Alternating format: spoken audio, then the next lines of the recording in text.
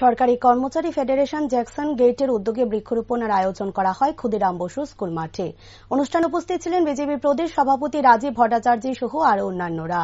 সাংবাদিকদের মুখোমুখি হয়ে বিজেপির প্রদেশ সভাপতি রাজীব ভট্টাচার্য জানায়, স্বাধীনতার ৭৫তম দিবসের দিকে আমরা এগোচ্ছি। দেশের যশস্বী প্রধানমন্ত্রী স্বাধীনতা দিবস উদযাপন করার লক্ষ্যে কিছু কর্মসূচি প্রদান করেন।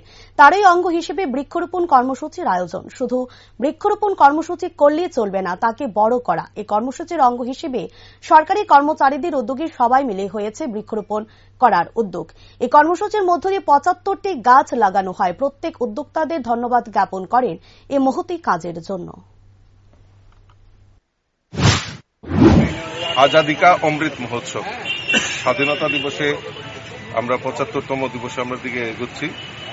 তো তারই অঙ্গ হিসাবে আমাদের দেশের যশস্বী প্রধানমন্ত্রী উনি কিছু আমাদের কর্মসূচি, এই স্বাধীনতা দিবসটাকে উদযাপন করার লক্ষ্যে কিছু কর্মসূচি আমাদেরকে দিয়েছেন। তারই অঙ্গ হিসাবে আমাদের মেরে দেশ মেরে মাটি এবং বৃক্ষরোপণ, আর বৃক্ষরোপণ না শুধু বৃক্ষকে পরিচর্যা করে বড় করা, এই যে কর্মসূচি আমাদের দিয়েছে, তো এই কর্মসূচির অঙ্গ হিসাবে আজকে সরকারি কর্মচারীরা তারা ব্রত হয়েছেন যে মোদিজির যেই ৭৫টা গাছ লাগানো, অমৃত বাটিকা তৈরি করা, তারই অঙ্গ হিসাবে আজকে আমরা সবাই সমবেত হয়েছি বৃক্ষরোপণের জন্য।